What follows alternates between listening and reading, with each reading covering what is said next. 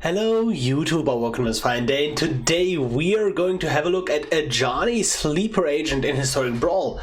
This deck aims to win by playing a grindy mid-range game plan with the ever-lurking threat of Ajani, Sleeper Agent's ultimate that basically kills you after you've cast 5 creatures and or planeswalkers. So, Ajani Sleeper Agent is a 3 mana and then 1 Phyrexian planeswalker, so you can play Ajani for either 3 mana and 2 life at the end at the additional cost of 2 less loyalty counters, or just at 4 mana and then full loyalty. And then +1 reveal the top of your library. If it's a creature or planeswalker card, put it into your hand, otherwise you may put it on the bottom of your library. -3 distribute 3 +1/+1 counters from among up to 3 target creatures. They gain vigilance until end of turn. And then the -6 is you get an emblem with whenever you cast a creature or planeswalker spells, target opponent gets 2 poison counters. So first and foremost, I want to give a huge shout out to Myriad from my Discord server. That it's basically his deck. Like, all of this is his work. I rarely don't feature my own decks on this channel, but this list is just too amazing not to feature, and I think a lot of people also asked for a Ajani Sleeper Agent, and I can't do it better than the guy that has literally worked on this list for months, right? So I'm not going to attempt to, and here we are. The basic idea here of running Ajani as a commander is that you have a mid-rangey game plan of, you know, a bunch of creatures, a bunch of ramp, and a bunch of planeswalkers at the top end, and all this gets tied together with proliferation. And you know, this set just brought a ton of proliferation to the table, so this set got a huge boost. So proliferation specifically, what does this do? So you can turn 2 play a dork, turn 3 play a Ajani Sleeper Agent at full mana value +1. Now it's he is at 5 loyalty. And then next turn, turn 4, proliferate -6 and just have the ultimate. And if they don't kill you, basically in like 1 or 2 turns, they're dead. They're just absolutely toast. So this ultimate just is a huge threat and comes out rather quickly. Basically 2+, and then you can immediately ult. And also, it is not impossible to just drop Ajani on turn like 6, proliferate twice and immediately ultimate. Like, that is totally in the realms of possibility and a huge threat as well. Again, the rest of the deck, a bunch of mana dorks. You have a bunch of like mid-rangey creatures. You have some utility things like Rescuer Chwinga.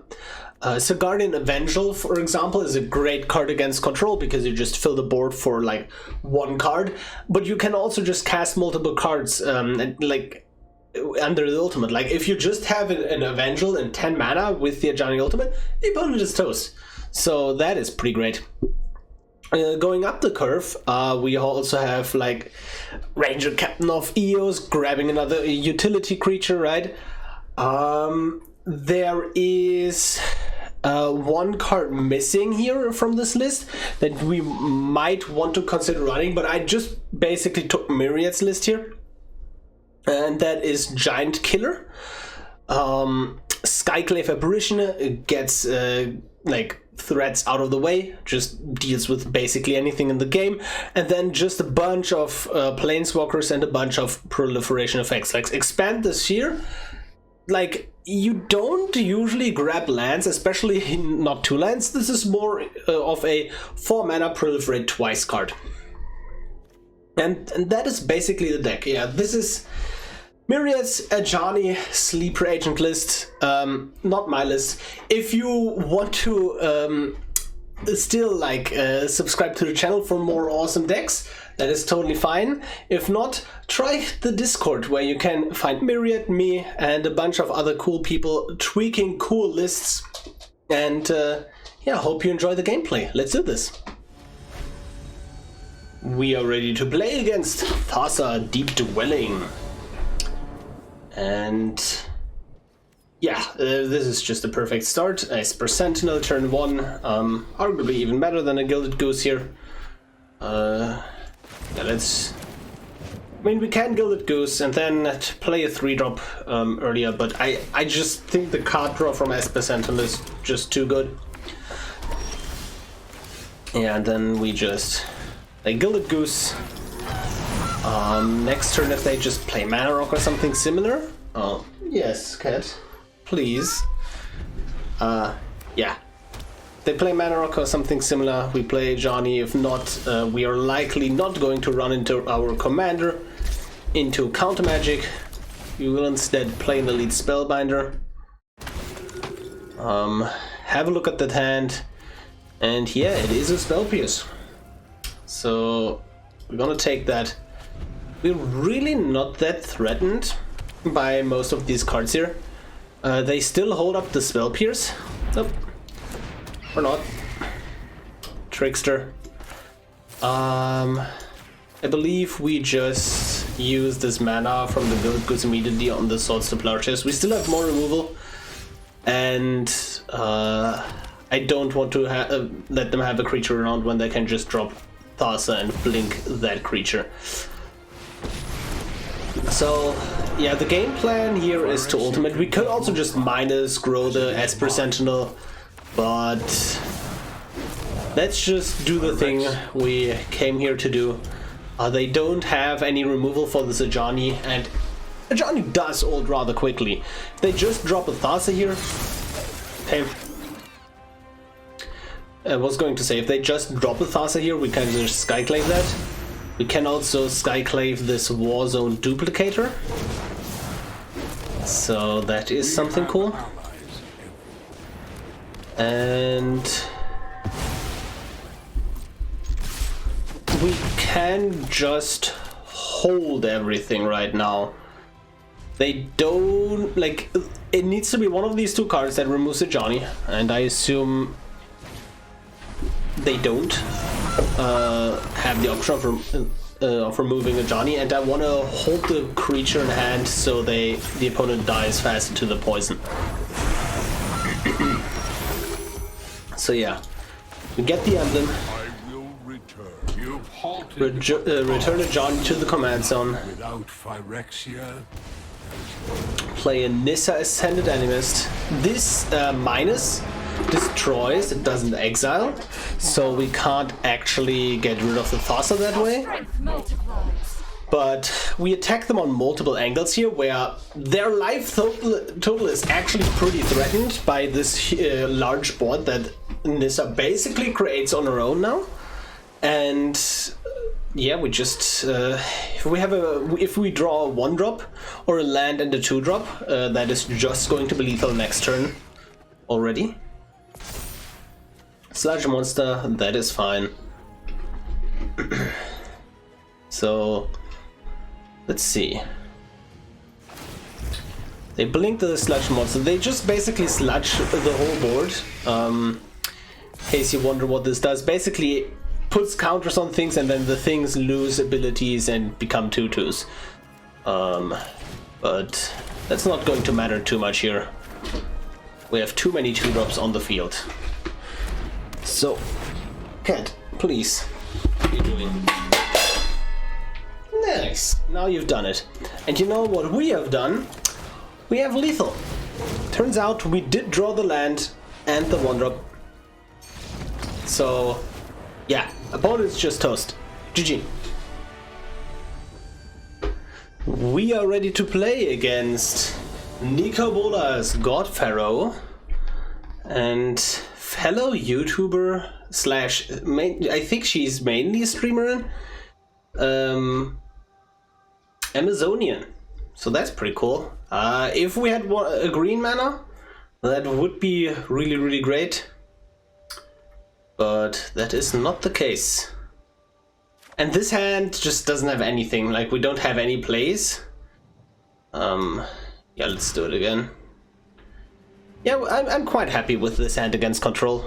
Usually against control, we kind of look to get a quick ultimate, but this is fine too. Playing a turn 3 Ranger Captain of Eos, you know, not too fast. Protecting our Ajani Sleeper Agent.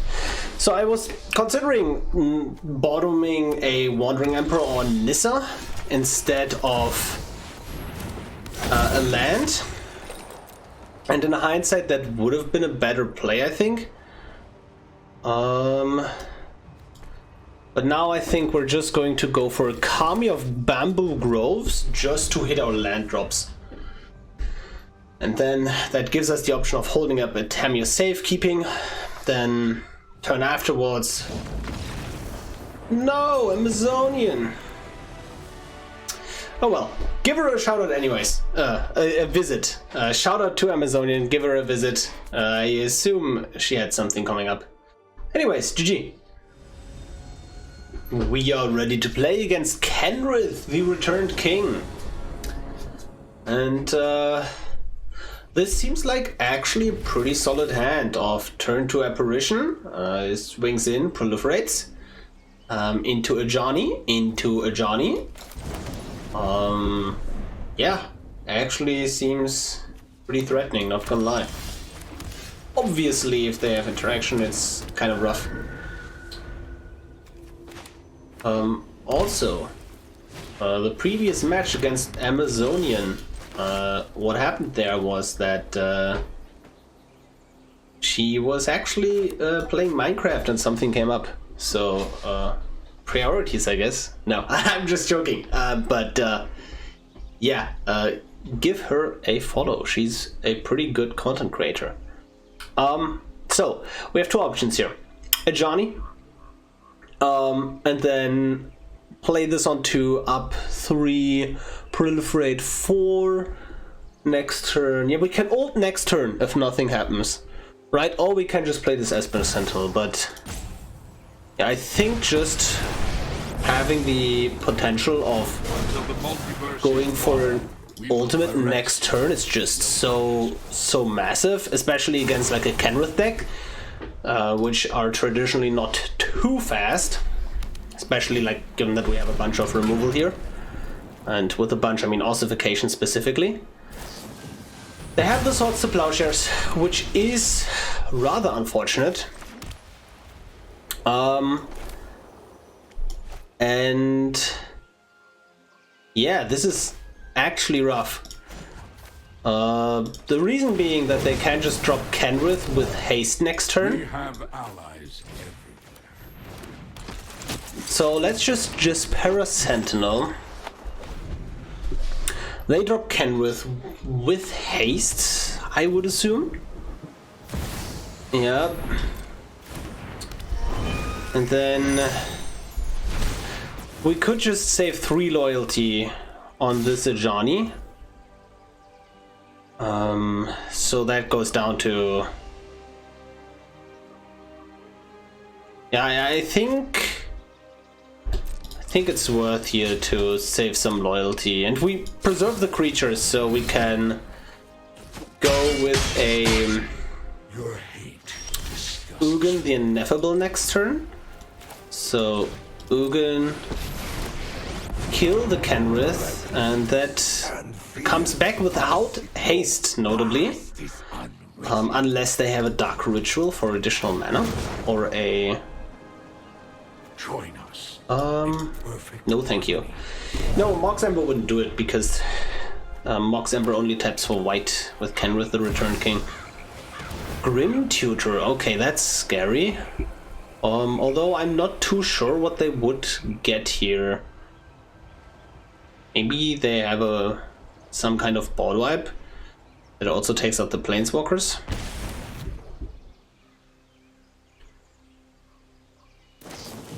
Putrefy, sure. Oh, they could have... They could have...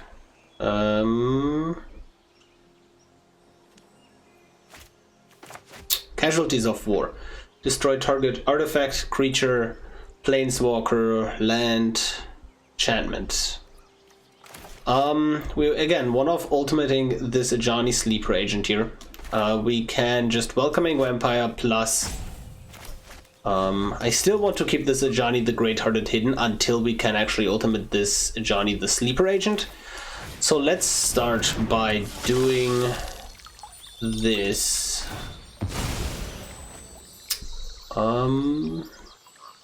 So Fabled Passage, grab a green, plus that draws thanks to the Welcoming Vampire, which is pretty neat.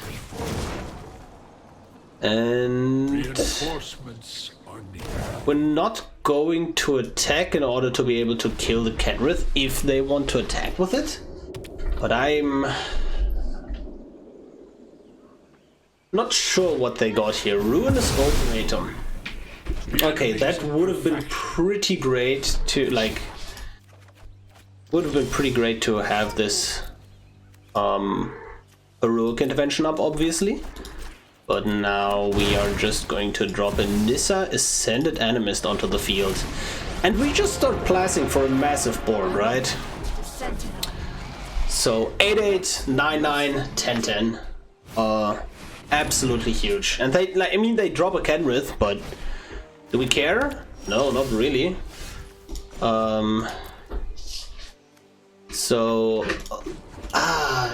They have, it's just that they have a massive amount of mana, which is really scary with this Kenrith. I'm kind of inclined to just get rid of Mirari's Wake or Fires of Invention.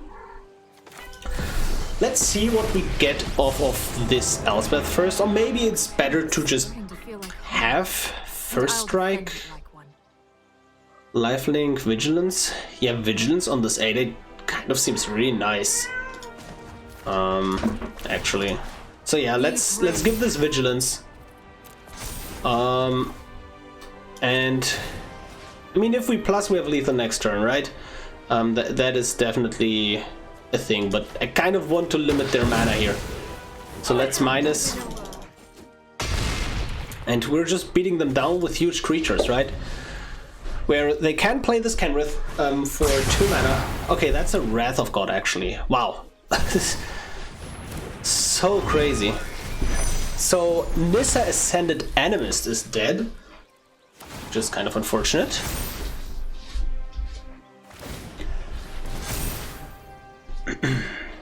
So, but a plus would have actually, no, a plus wouldn't have helped because they would have had more mana. We're gonna use an ossification here. Let's look at the top 7. Put a creature into play. That is not great. Bloated Contaminator. And then just Ajani, Great-Hearted Proliferate on the board. You realize I do not stand alone. Yep. Put a counter on everything. And so if we just remove the Kenrith here, we would kind of be in trouble where, you know, they would just replay Kenrith, kill another Planeswalker, right? But if they just decide to go for one Planeswalker here, that's fine. But now we have an actual board. We can remove the Kenrith, swing in, proliferate, and that is a huge threat, right? Like, they have 10 life, but they can just gain life rather quickly with this Kenrith. And we can't block here because they will just pump the Kenrith and give it trample. So we have to let this go. Good thing is that we can just -3 this Elspeth again. Black Market Connections, that was... Yeah, they're... Oh, they're just dead. Nice. Yeah, any proliferation spell here off the top is just lethal. Oh no, it's not. Man, I keep forgetting. They have the life game. I also just said it, right? Although, let's proliferate. Yep. Get another indestructible counter on the Paradise Druid and the Bloated Contaminator. Also worth noting, I think I should have removed this Fires of Invention last. Well, we didn't really have a choice, did we? But again, we're gonna finish it off with some removal on this Kenrith. And that should be it, I believe, given that we have these virtually indestructible creatures. I assume they have enchantment removal here, right? Oh yeah, this black market connection is pretty threatening as well. Extinction! And wow. Okay. Yeah, that was pretty crazy. And that they might still have it, right? No, they don't. Okay. So yeah, that's a good game. We're gonna distribute a bunch of counters here, swing in, one of these is lethal. Even if we just attack, the black market connections would kill them. Anyways, GG. We are ready to play against Tatiova, Steward of Tides. I mean, I think there are worlds where this would be a keep if we had better mana, but this comes into play tapped on turn 1, so that's a no. And that is a yes, I believe. That's pretty great. We can actually play a turn 1 turn 2 Basricat off of a Llanowar Elves, which doesn't happen too often in Historic Brawl. 2 lands and 4 planeswalkers. Yeah, that's the life. So let's just Basricat. I assume they counter it. Would be surprised if they don't, but that would mean Growth Spiral, I think. Nope, it's a counter spell. That is fine. Could have played an Allosaurus Shepherd to play around it, but I think we just want to play the Shepherd now, Evangel, and then take over the game with our Planeswalkers. I'm going to play the Evangel right now, just so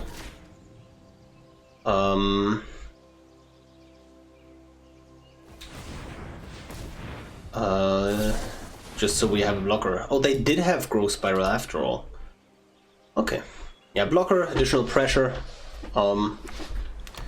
Just gonna take over the game with these Planeswalkers. One of our best draws is obviously going to be a land.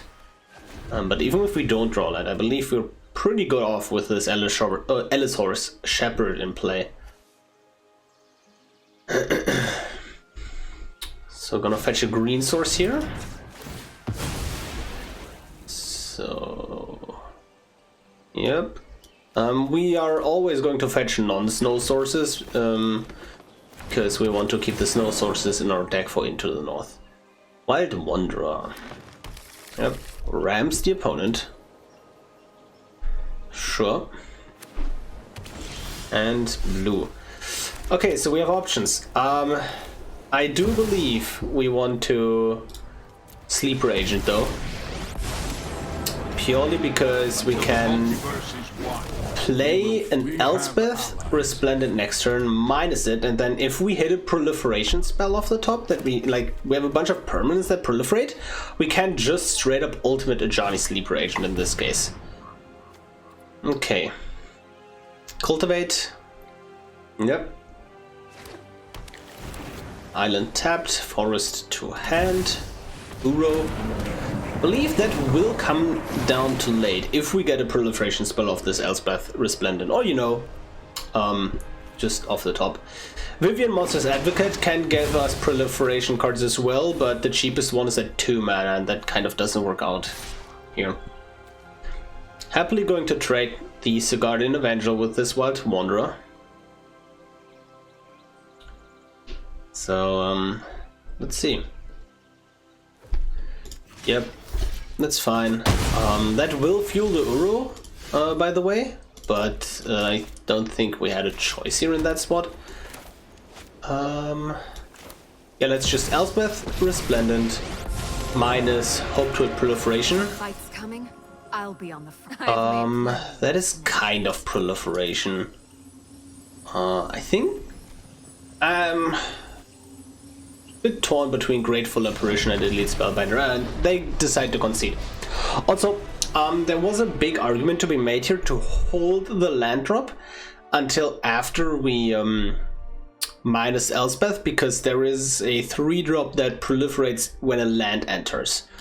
So I believe it was a mistake to play the land here. Anyways, GG. We are ready to play against Legrella the Magpie. Sully Lutrene. That is one of my moderators, actually. Pretty funny. So, Mana Tithe, good card, especially if they have like a turn 1 Llanowar Elves. Elspeth's Conqueror's Death is traditionally a really annoying card for Legrella if they don't have an immediate answer. Let's just keep this. We have Ramp, Sarah Paragon. Nope. Would love for them to have a Llanowar Elves. No luck, I guess. I mean, this game, given how difficult it can be for Legrella to remove Planeswalkers, we are just going for the ultimate. So, Ajani plus, and we are going to block this Clone Crafter if it comes up. But I assume they will just Legrella pick both of these off. Maybe offer the trade first, but I'm not sure. Good thing is our scary top end here is not going to be our creatures, but our planeswalkers.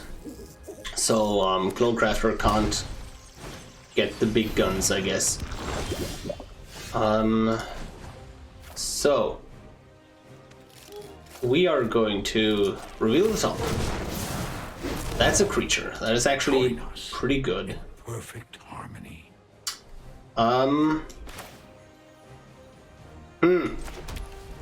If we Sarah Paragon, they just Legrella, pick it off, deal 4 to the Ajani. That's kind of really bad.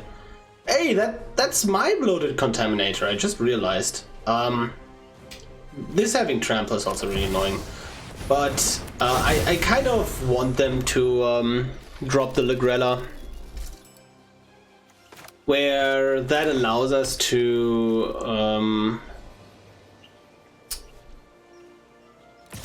oh wow, they just do it like that? I'm going to jump happily. If they ever move for this Ajani, I'm going to be very sad. But I mean, I assume so, otherwise they would have just wow.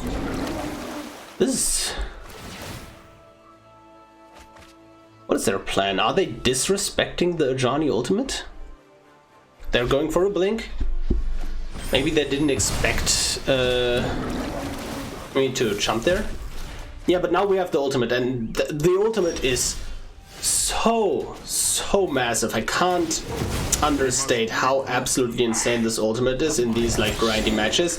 This is just absolutely going to win us the game. We are going to exile this Drifter. That is still just going to give them way too much value. Because that also blocks the ephemerate here. And then we have 1, 2, 3. And then our commander 4, so we only need to draw 1 creature or planeswalker to win the game in this spot. And that is the Sarah Paragon getting returned by Elspeth's Conqueror's Death, and then that returns the Lotus Cobra. So yeah, I think unless they find the infinite turns combo very quickly, they're going to be in trouble. They think about proliferating onto Elspeth's Conqueror's Death, but that returns the Sarah's Paragon quickly, but you know, that skips the non-creature spell chapter for them. Yeah, they decide not to do that. Yes, the Guardian Avenger is pretty good here. That allows us to just have lethal next turn. So that, poison, and Allosaurus Shepherd, sure. And then just Guardian Evangels all the way next turn, and they are dead. Titan of Industry, sure.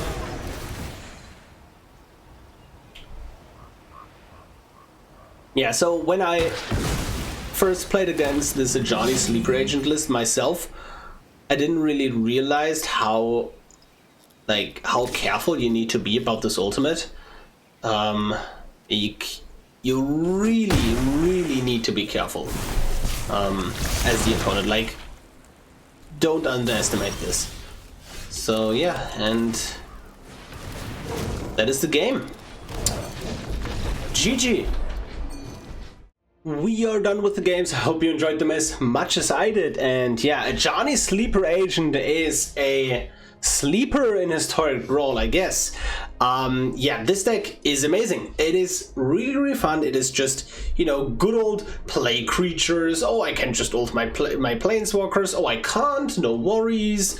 It's just, you know, it is a functioning Selesnya deck in Historic Brawl. What can I say? This is amazing. I love it.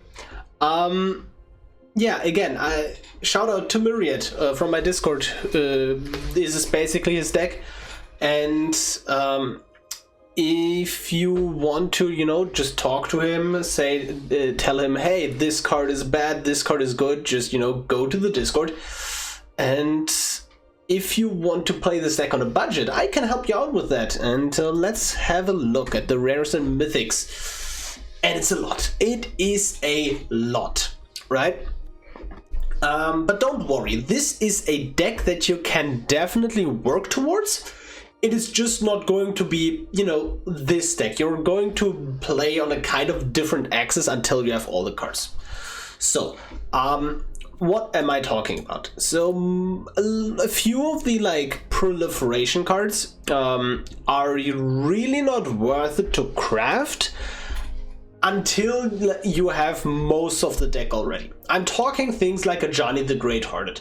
This Ajani is, you know, not a good card on its own. It's probably not going to be in your collection. And another issue is obviously that this is not going to be useful in 99% of decks you're going to craft, unless you're like a die-hard Selesnya fan, go white strategy unga bunga. So I would recommend to you that out of this whole list, the cards you craft first are the generically useful ones, right? They might not be the best cards for this deck, but I would recommend you to craft the generically useful cards, right? And these cards will serve you well in a variety of different decks, you know, like most of these planeswalkers, basically the top end. So that way you still have a strong win condition, and then the expensive low end is either, you know, proliferation, like very niche proliferation cards, or you know, just good cards, but you can replace these good cards with slightly worse good cards. And in the case of Katilda, like, you can just have a mana dork, and that's probably going to be a side grade, because Katilda can be quite hard to cast sometimes if you go off of like double green and then your white source comes from a, I don't know, overgrown farmland in your hand, and you wanted to play an Espis in the turn. Like, there are going to be scenarios where this can be awkward to cast, but it's not going to come up quite that often. So craft the top end first, and then you're, you know, just going to be a bit more mid-rangey. And then the more you get into this deck, the more you will craft the more niche things. You get the proliferation cards, and then suddenly you have this deck, and it's amazing, right? But yeah, that is how I would approach this particular deck on a budget. Overall, it has been quite an experience with this list. I really like it. Multiple people have reported 80% plus win rates, me included. And yeah, give this one a try. It is really, really fun to play. And I will see you in the next video. Take care.